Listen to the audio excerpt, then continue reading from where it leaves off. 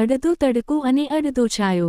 મારી ચેનલમાં નવા છો તો મારી ચેનલને લાઇક કરો, શેર કરો, સબસ્ક્રાઇબ કરો।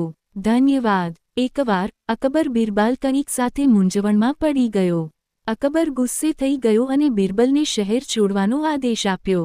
અકબરના હુકમનું પાલન કરવા માટે તેણે બિરબલ નગર છોડી દીધું। તેણે પોતાની ઓળખ છુપાવતા ગામમાં રહેવા લાગ્યો।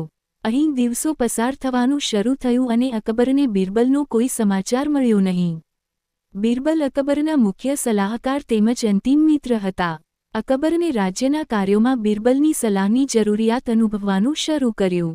તે જ સમયે તેણે તેને યાદ કરવાનું શરૂ કર્યું।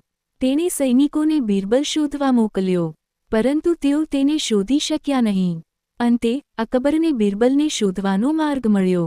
તેણે આખા રાજ્યમાં માર માર્યો હતો કે જે પણ તેને અડધા સૂર્ય અને અડધા ચાંદમાં મળવા આવે છે તેને ઇનામમાં 1000 ગોલ્ડ સ્ટેમ્પ આપવામાં આવશે। આ સમાચાર એવા ગામમાં પણ પહોંચ્યા હતા જ્યાં બિરબલ અજાણ્યા રહેતા હતા। એક ગરીબ ખેડૂત પણ એક જ ગામમાં રહેતો હતો। બિરબલે વિચાર્યું કે જો આ ગરીબ ખેડૂતને 1000 ગોલ્ડ સ્ટેમ્પ્સ ઇનામ મળે તો તે સારું રહેશે। તેણે ખેડૂતને તેના માથા પર પલંગ મૂકીને અકબર જવા કહ્યું। ગરીબ ખેડૂતે પણ આવું જ કર્યું। જ્યારે સૈનિકોએ બપોરે પથારી મૂકીને ખેડૂતને મહેલ તરફ આવતા જોયા ત્યારે તેઓએ અકબરને આ વિશે માહિતી આપી। અકબરે તેને ખેડૂત બોલાવ્યો। ખેડૂત અકબરની સામે દેખાયો અને તેનું ઇનામ માંગ્યું। પછી અકબરે પૂછ્યું, મને કહો, તમને આવું કરવાનું કોણે કહ્યું? નિષ્કપટ ખેડૂતે બધું સાચું કહ્યું। જહાનપના એક સારા માણસ આવીને આપણા ગામમાં રોકાઈ ગયો છે।